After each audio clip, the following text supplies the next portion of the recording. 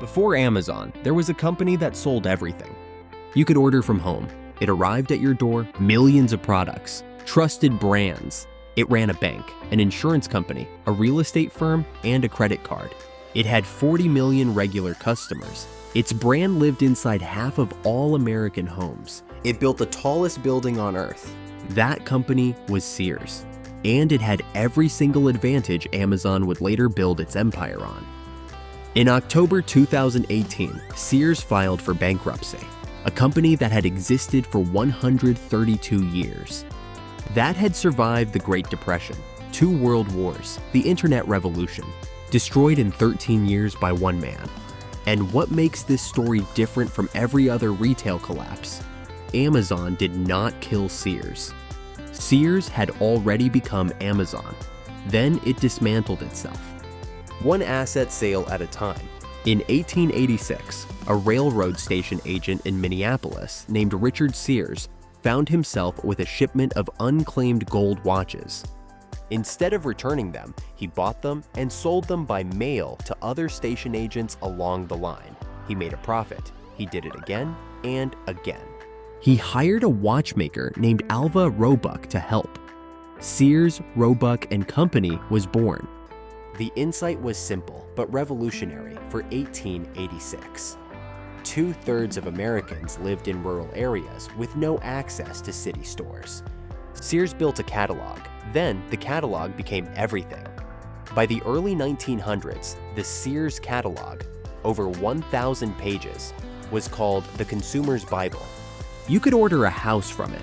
Sears would ship the entire kit, lumber, nails, windows, doors, by railroad. Over 70,000 Sears catalog homes were built across America. Many still stand today. By the 1970s, Sears was not just the largest retailer in America. It was one of the most diversified companies on earth. At its peak, Sears employed 350,000 people, one of the largest employers in the country. 1 in 2 American homes had a Kenmore appliance. Allstate Insurance was founded by Sears in 1931 and grew into one of America's largest insurers. Discover Card was launched by Sears in 1985, created from scratch by a retailer. Dean Witter, an investment bank, was acquired in 1981 and later became Morgan Stanley. Coldwell Banker, acquired the same year, remains one of the largest real estate brands in the United States. For a few decades, you could insure your car with Sears, invest your retirement savings with Sears, buy your house through Sears, put it all on a Sears credit card, then furnish that house entirely with Sears appliances and tools.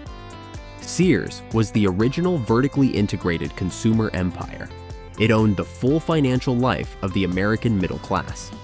As one retail industry historian put it, the Sears catalog was the Amazon of its time. The only difference is that Sears forgot what business it was in. In the 1980s, Sears made a strategic error that cost it a decade. Instead of focusing on retail, where it was dominant, Sears diversified aggressively into financial services. It bought Dean Witter, Coldwell Banker. It focused on becoming a financial superstore under a strategy called Sears Financial Network. The idea was one-stop shopping for your entire financial life. While Sears was distracted building a financial empire, Sam Walton was quietly building a retail one. Walmart's strategy was the opposite of Sears: pure focus, low prices, an efficient supply chain, and no distractions. In 1990, Walmart overtook Sears as the largest retailer in America. Sears never recovered the position. Sears responded by selling off its financial businesses, Dean Witter, Coldwell Banker, Allstate, through the 1990s. Each sale generated cash. Each sale also stripped away a business that would have been extraordinarily valuable in the digital age.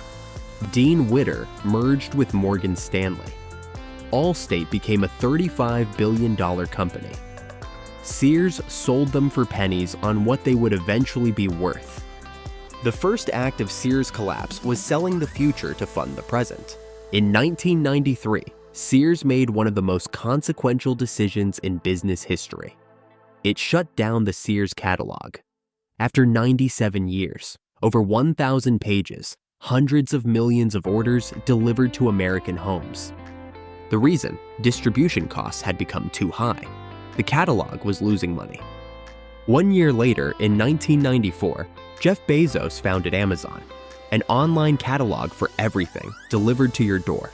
Sears invented the concept Amazon perfected, then abandoned it 1 year before Amazon launched.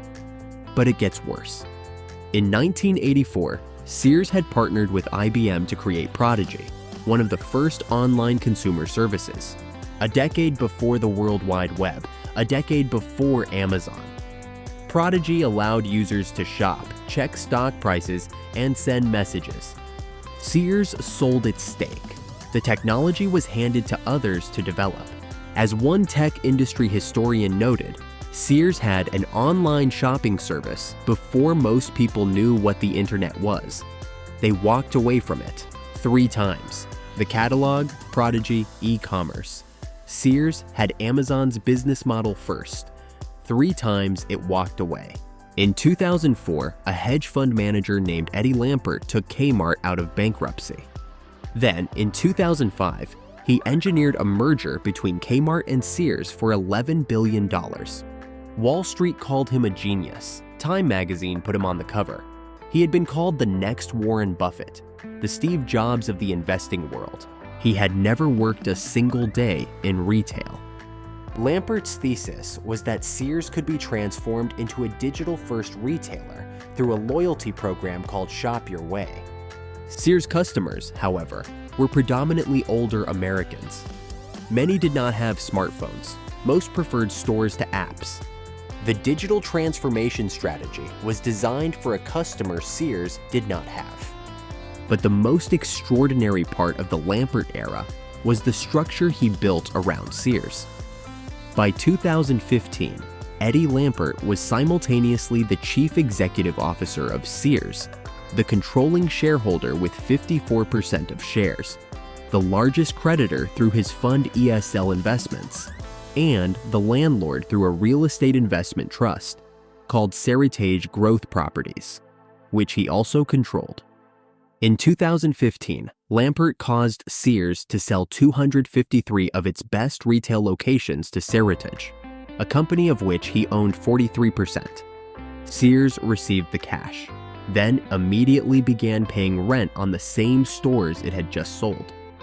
When Seritage closed underperforming Sears locations, the prime real estate was redeveloped into more profitable uses.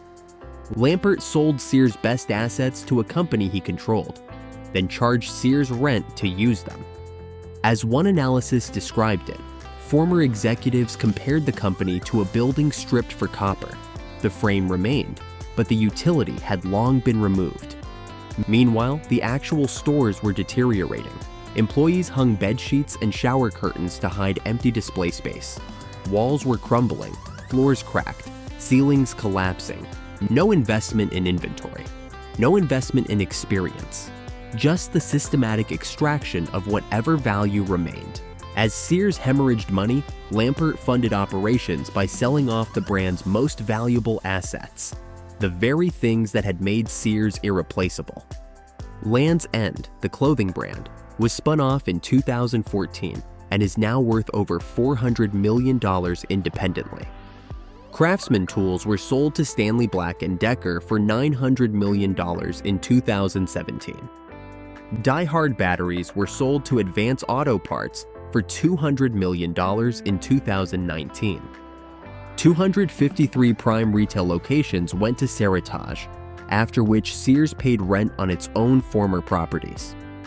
Canadian operations were liquidated entirely. Craftsman, the most trusted tool brand in America, sold for $900 million. Stanley Black & Decker paid that price happily because they understood exactly what Sears was giving away. DieHard, the car battery that had defined reliability for generations of Americans, was gone. Each sale bought Sears a few more months of survival.